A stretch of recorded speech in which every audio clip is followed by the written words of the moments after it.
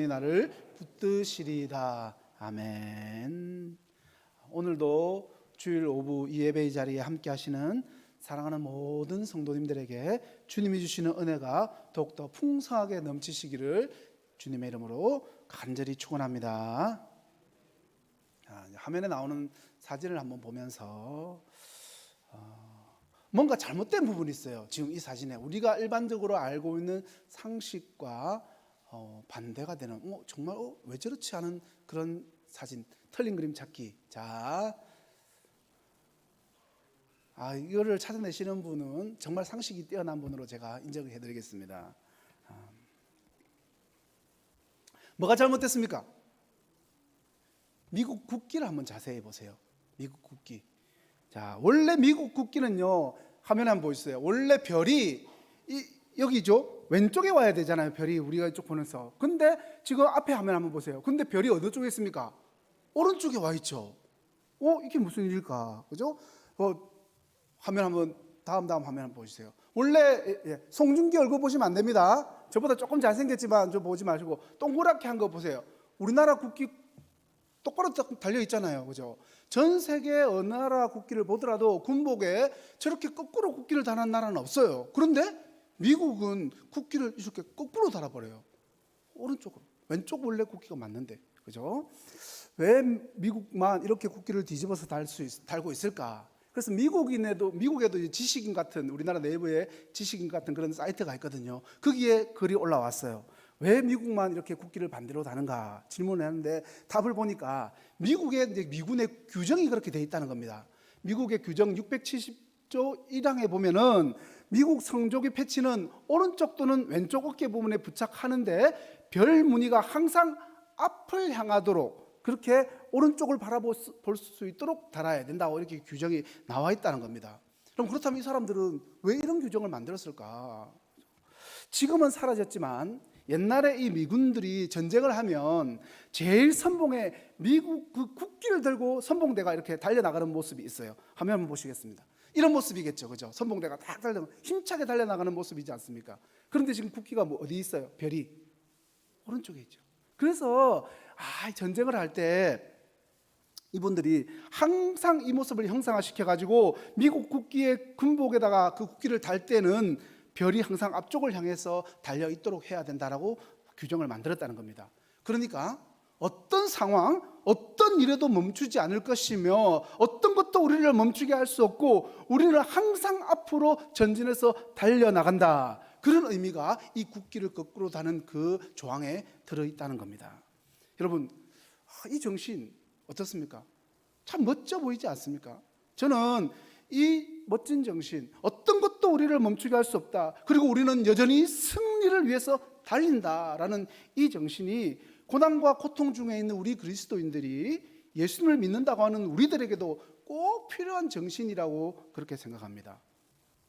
여러분, 예수님을 믿는 사람들과 예수님을 믿지 않는 사람들, 제가 전에도 한번 설교할 때 말씀드렸던 것 같은데 교회 다니는 사람과 교회 다니지 않는 사람 할 것 없이 모두가 다 고난을 당하죠.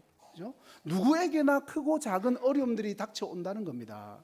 예수님을 믿는 우리라고 해서 어려움과 실패가 없는 게 아니잖아요. 고난과 어려움은요, 성도인 우리들에게도 믿지 않는 사람들과 동일하게 일어나더라는 겁니다. 그런데 여러분, 믿지 않는 사람들과 믿는 성도들과는 이 완전히 다른 모습이 있습니다. 완전히 달라요. 그것은 바로 이 고난과 어려움을 받아들이는 자세입니다. 우리들에게도 어려움과 고난이 있어요. 그럼에도 불구하고 여전히 희망을 가지고 그 끝까지 주저앉지 않고 여전히 막 그 뒤집어 붙이고 달려나가는 것, 그것이 바로 믿음을 가진 우리 성도들이 가져야 할 자세가 되어야 할 줄로 믿습니다. 그리고 그래서 이 고린도후서 4장 6절 8절 말씀을 보면 우리 그리스도인들의 자세에 대해서 8절과 9절에 잘 나와 있어요. 한번 읽어볼까요? 우리가 사방으로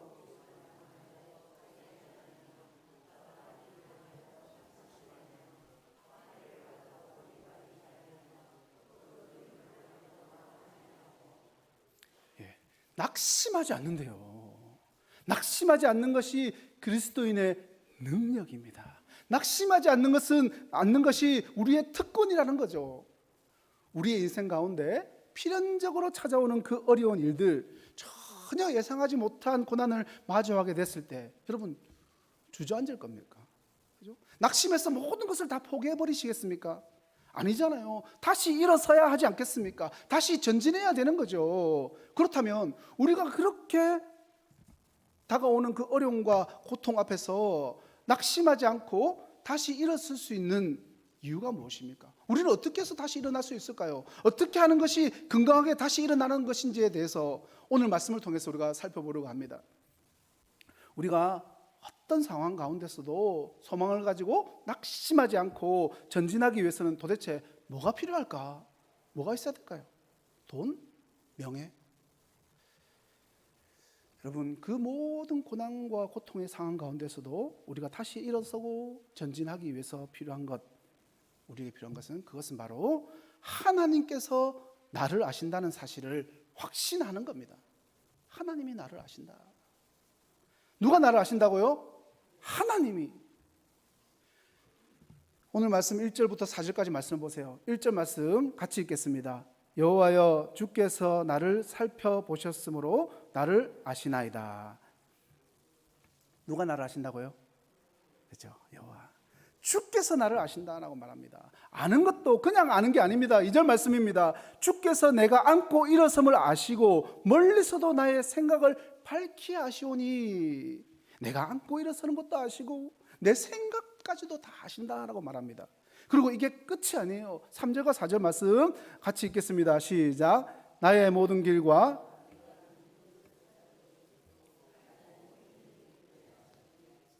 여호와여 내 혀의 말을 알지 못하시는 것이 하나도 없으시리라.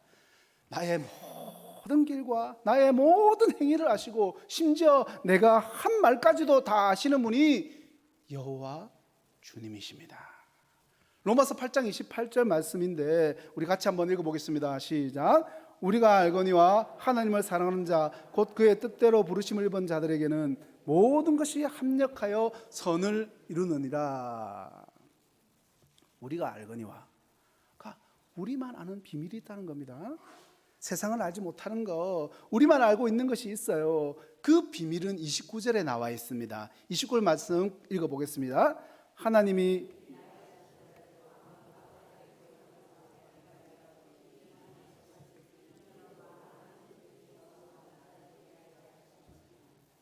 하나님께서 미리 아신 자들을 이라는 말을 바꿔보면 하나님께서 나를 아신다는 그것과 동일한 말입니다. 미리 아신 자들과 나를 아신다. 그러니까 하나님을 믿는 우리만 아는 게 뭐냐면 하나님께서 나를 아신다는 것, 그 사실입니다. 하나님께서 나를 아시기 때문에 나를 인도하시며 그 인도하는 방식이 28절에 나오는 합력하여 선을 이루는 그런 방식이라는 말씀입니다. 그래서 우리가 반드시 기억해야 하는 것은 고난 가운데서도 우리에게 진짜 참 위로를 주는 것이 무엇이냐? 하나님이 나를 아신다는 그 사실입니다. 내 연약함과 내 실패와 내 병든과 내 아픔과 내 고통, 그 모든 것들을 주님께서 아신다는 그 사실이 우리에게 위로가 될 뿐만 아니라 우리가 다시 일어설 수 있는 힘이요 능력이요 우리의 소망이 되는 것입니다. 솔직히 어렵고 절망 가운데 있는 사람들이 자살이라는 극단적인 선택을 하는 경우가 우리가 많이 있지 않습니까? 신문기사에도 많이 보셨죠. 대개의 경우 그 사람들이 그런 선택을 하기 전에 많은 것을 요구하지는 않습니다. 죽기 전에 내 로또 1등 당첨 안 되게 해주셔서 죽습니다. 그러는 사람 별로 없습니다. 내 상황을 누군가가 알아줬으며 누군가에게 자신의 그 답답함을 토로하기만 해도 그 사람은 극단적인 상황까지 가지 않을 수가 있다는 겁니다. 2019년도에 신문에 기사가 났어요. 한 모녀가 다리 위에서 지금 자살을 기도했는데 경찰이 5시간 만에 설득해서 구조가 됐다고 합니다. 도대체 경찰은 죽으려고 작정했던 이 모녀의 마음을 어떻게 돌이켰을까? 실제 신문기사 제목이 이렇게 나온 거예요. 딸의 이름을 부르면서 다가간 경찰, 울산 모녀 살린 한마디. 힘들다는 말만 반복하면서 어떤 말에도 반응하지 않던 두 모녀에게 경찰이 땡땡아 하면서 딸의 이름을 부르자 그때 갑자기 고개를 돌려서 반응을 하기 시작했다는 겁니다. 그래서 그 이야기의 물꼬를 트고 결국 구조까지 하게 됐다는 거죠. 여러분, 경찰이 많은 것을 하지 않았습니다. 그냥 딸의 이름만 불렀을 뿐인데 자신들을 알아주니까 그 한마디가 그들의 그 가슴을 울렸던 것입니다. 성도된 우리에게도 진짜 위로가 되는 것이 무엇입니까? 나를 안다는, 내 상황을 가장 잘 아신다는 주님의 그 말씀 한마디 아닙니까? 예레미야서 1장 5절 말씀 보면서 한번 읽어보겠습니다. 내가 너를 모태에 짓기 전에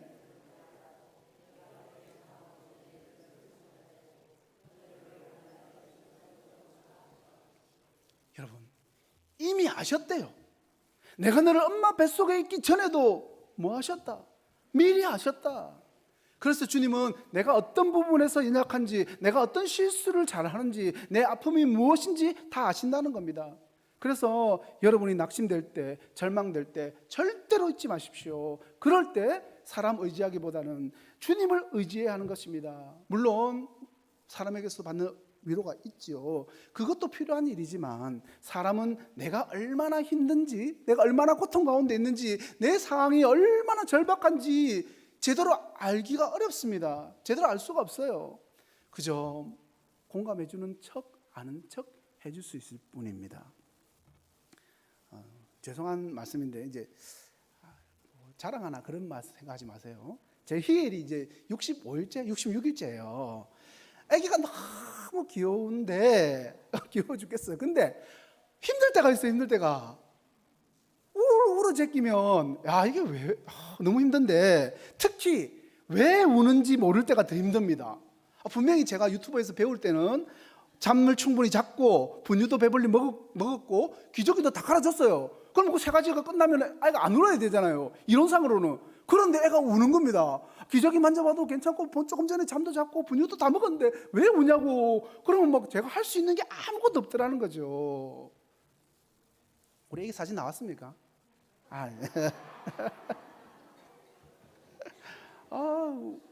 귀여워 보이는데 울 때는 힘들어 죽겠어요. 미치고 팔딱 뛴다 하지. 그런 표현이 맞아요. 딱 그죠, 여러분. 죄송하지만 저 65일밖에 되지 않은 66밖에 되지 않은 이 아기, 그죠? 이 아기가 우는데 또 제가 배 아파서 낳은 건 아니지만 제가 낳은 거 맞잖아요. 그런데 애가 왜 우는지를 모른다는 겁니다. 66일밖에 인생 살지 않은 애한테 제가 해줄 게 없더라는 거죠. 그런데 그 모든 것을 아시는 한 분이 계세요. 하나님께서 내가 내 모태에서 너를 짓기도 전에 이미 내가 너를 알았고 네 상황과 네 연약함까지도 다 안다. 그렇게 말씀하십니다. 여러분, 그렇다면 왜 이렇게 아는 것이 중요할까요? 왜 아는 게 중요합니까? 알아야 진정으로 위로할 수 있기 때문입니다. 모르는데 어떻게 위로해 주겠습니까? 더 나아가서 위로할 뿐만 아니라 뭘 할 수 있느냐? 여러분 따라합시다. 인도할 수 있다. 인도할 수 있다. 그죠? 인도할 수 있어요. 나의 연약함을 알기 때문에, 내가 어디서 잘 넘어지는지 알기 때문에 그때부터 인도할 수 있는 것입니다. 결국 나를 안다는 것은 하나님께서 나를 위로하실 뿐만 아니라 내 인생 또한 인도하신다는 우리를 향한 약속의 말씀이라는 겁니다. 하나님께서 나의 모든 것을 알기 때문에 내가 어디로 가야 되는지, 언제 가야 되는지를 아시고 가장 선한 길로 인도하신다는 그런 이야기입니다. 오늘 본문 9절과 10절 말씀 같이 읽겠습니다. 내가 새벽 날개를 치며 바다 끝에 가서 거주할지라도 거기서도 주의 손이 나를 인도하시며 주의 오른손이 나를 붙드시리다. 내가 바다 끝에 있어도 주의 오른손이 나를 붙드시고 주의 그 손이 나를 인도하신다는 고백입니다. 성경은 우리의 고난의 이유에 대해서 정확하게 설명하기보다는 이렇게 말합니다. 하나님이 너를 아신다. 왜 우리의 자녀들이 대학에서 떨어지고 남편이 아프고 재정적인 어려움이 왔는지, 왜 나에게 그런 고난이 닥쳐왔는지, 왜 나에게 그런 최악의 상황이 일어났는지, 왜 내가 그런 실패를 경험해야 되는지, 우리는 잘 모를 때가 많아요. 그런데 한 가지 우리에게 확실하게 주신 말씀이 있지요. 하나님이 나를 아신다. 내 연약함과 내 모든 상황, 그리고 내가 어디로 가야 할지, 언제 가야 하는지 주님께서 아신다라고 분명하게 말씀하십니다. 그리고 실제로도 우리를 붙드셔서 그 주의 길로 우리를 인도하시는 분이 바로 우리의 주님이십니다. 여러분, 이 사실을 믿으십니까? 아멘. 예. 사랑하는 성도 여러분, 지금 여러분의 삶이 절망 가운데 있고 인생 자체가 완전히 바닥을 지나고 있습니까? 그렇다면 가장 중요한 한 가지, 주님께서 나를 아신다라는 이 사실을 떠올릴 수 있기를 소망합니다. 더더욱 여러분을 아실 뿐만 아니라 여러분이 걸어가야 할 길, 여러분의 앞날까지 그 모든 것을 아시고 주님의 길로 인도해 주신다는 사실을 믿으시기 바랍니다. 이 사실이 우리에게 참된 희망이요, 우리가 실패와 좌절과 고난 가운데서도 하나님 앞에서 다시 일어날 수 있는, 다시 일어설 수 있는 힘과 능력임을 깨닫고 고백하는 저와 여러분이 되시기를 주님의 이름으로 간절히 축원합니다. 부산에 있는 제가 모교회, 제 출신 교회 목사님의 조카가 저하고 연배가 비슷한데 그분이 30대 초반에 집에 옥상에 그냥 올라갔다가 그 옥상 벽에 몸을 기댔는데 벽이 무너진 겁니다. 그래서 옥상에서 떨어지는 사고를 당했는데 그냥 단순한 사고가 아니라 척추신경이 끊어져서 하반신 불구 장애를 갖게 된 것입니다. 정말 신실한 믿음의 청년에게 받아들이고 싶지 않는, 도저히 받아들일 수 없는 고통과 고난의 상황이 닥쳐온 거죠. 대구에서 일어난 일입니다. 앙상하게 말라가는 다리를 보면서, 움직일 수조차 없는 그 두 다리 보면서 얼마나 절망했을까요? 얼마나 하나님이 원망스러웠겠습니까? 여러분, 왜 이분에게 하반신 불구라는 고난이 닥쳐왔는지, 왜 이런 최악의 상황이 일어났는지 우리는 모릅니다. 그러나 믿음의 사람이라면 아는 확실한 한 가지가 있죠. 주님이 그를 아신다는 사실입니다. 하반신 장애를 가진 연약함에도 불구하고 그 모든 상황을 아시고 합력하여 선을 이루는 그 길로 인도하신다는 사실입니다. 영상을 한번 보시겠습니다. 진준성이라는 분 보세요. 진준성. 각오를 들어보았습니다. 당연히 이제 대구에서 하는 만큼 홈 어드밴티지를 이렇게 좀 충분하게 누려서 대구시청 소속이었어요. 우승이고 좋은 가운데서도 선수들 또 선배들이야 열심히 했으니까 또 좋은 결과 있으리라고 생각하고 있습니다. 한진희 감독이 이끌고 있고 이선현 코치가 돕고 있습니다. 자, 진준성 선수, 나경원 선수, 장경식 선수, 김성남 선수, 그리고 모리아. 그렇죠. 여기서 연결 좋네요. 진준성 들어갑니다. 네. 따라가는 점수 16대 19. 크게 패스 쏘가면서 지금 진준성과 장경식 두 선수만으로 득점을 만들어냈어요. 양쪽에 2포인트 선수, 1점대 선수들이 주고받는 그런 득점을 하고 있네요. 네, 여기서 원투 이어지는 진준성의 스크린. 진준성의 킥을 받아서 인정 반칙. 바스켓 카운까지. 네, 지금은 진준성이가 네네. 진짜 멋진 플레이를 해주는 거죠. 그렇습니다. 네, 네. 그러면서 장경식의 찬스가 나는 거거든요. 지금은 진준성 선수 칭찬을 여러 번 해도 돼요. 다시 한번 보시죠. MVP감입니다. 네, 앞서서 지금 조승현 선수 앞을 잘라 들어오면서 네. 공간을 만들어줬습니다. 선수의 픽 플레이 너무 좋습니다. 네, 진준성의 영리한 플레이. 오늘 저런 칭찬받아 마땅한 플레이가 중요한 순간에 두 번이나 있었어요. 슛이 없습니다. 지금 차고 그렇군요. 있는데 안전하게 혼자 들어가서 네. 득점 마무리. 로포인트 선수를 이용한 플레이를 영상 끄셔도 되겠습니다. 영상을 보셔서 아시겠지만 이분이 하반신 그 장애에도 불구하고 휠체어 농구 선수가 되어서 대한민국 국가대표 상비군에까지 뽑혔습니다. 주님의 말씀과 약속을 믿고 하반신 마비라는 최악의 상황임에도 불구하고 절망과 원망으로 좌절하지 않고 마치 미국 국기를 거꾸로 단 것처럼 여전히 남아있는 두 팔로 일어서서 전진할 수 있었던 겁니다. 더 놀라운 것은 이 국가대표로서 받을 수 있는 수많은 혜택과 보장된 미래를 버리고 사역자가 되어서 경산중앙교회에서 장애인 부서와 일반 부서를 섬겼었고 지금도 이제 신앙생활 신실하게 감당하고 있다고 합니다. 여러분, 주님이 그를 아시고 그의 모든 연약함에도 불구하고 주의 길로 인도하신 것입니다. 제가 이 영상도 보고 또 말씀 준비하면서 찬양 한 곡을 생각났습니다. 나를 지으신 주님이라는 찬양입니다. 여러분 다 아실 거죠? 나를 지으신 주님 내 안에 계셔. 처음부터 내 삶은 그의 손에 있었죠. 내 이름 아시죠? 내 모든 생각도 내 흐르는 눈물 주가 닦아주셨죠.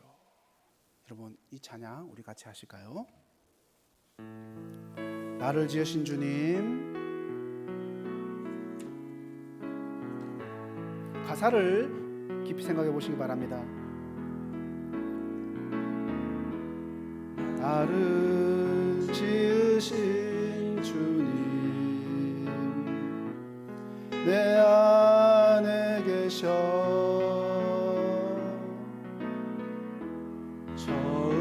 처음부터 내 삶은 그의 손에 있었죠. 내 이름 아시죠. 내 모든 생각도 내 흐르는 눈물 그가 닦아주셨죠. 그는 내 아버지, 그는 내 아버지, 난 그의 소유. 내가 어딜 가든지 날 떠나지 않죠. 여러분 주님이 여러분의 이름을 아십니다. 내 이름 여러분의 모든 생각도 아십니다. 내 모든 생각도 주님이 들으십니다. 아바라 부를 때 그가 들으시죠. 아멘. 화면에 나오는 사진 한번 보세요. 이게 어떤 건지 여러분 다 아실까요? 이게 뭡니까? 드론이죠, 드론. 그죠? 드론. 자, 그 다음 화면은 뭡니까? 비행기입니다. 그죠? 여러분, 이 드론과 비행기의 가장 큰 차이가 뭘까요? 여러 가지 차이가 있겠지만, 그죠? 하늘을 나는 기능은 똑같아요. 그죠? 하나는 엄청나게 작고, 하나는 엄청나게 큽니다. 그래서 드론에게는 필요 없지만, 비행기에게는 반드시 필요한 것이 있습니다. 바로 활주로입니다. 활주로. 더 크게, 더 높이, 더 멀리 가기 위해서 반드시 필요한 것이 활주로예요, 여러분. 그렇다면 그 머나먼 천국으로 가려면 우리에게는 얼마나 긴 활주로가 필요하겠습니까? 여러분의 인생 가운데 긴 활주로가 놓여져 있고 여전히 끝도 없이 그 활주로 위를 달려가는 그런 상황 가운데 놓여져 있다면, 또 그런 상황 가운데서 놓여지게 된다면 하나님이 여러분의 인생 가운데서 그 누구보다도 하나님의 능력으로 인하여서 큰 비행기를 띄우시기를 원하셔서 천국으로 인도하시기 위해서 그렇게 준비하고 계신 줄로 믿으시는 저와 여러분이 되시기를 주님의 이름으로 간절히 축원합니다. 기도하겠습니다. 하나님 아버지 감사합니다. 오늘도 귀한 말씀 들을 수 있는 자리로 우리를 불러주시고 또 은혜를 주심에 감사를 드립니다. 주님, 우리에게 모든 상황 가운데서 주님만을 의지하며 신뢰할 수 있는 믿음 허락하여 주시옵소서.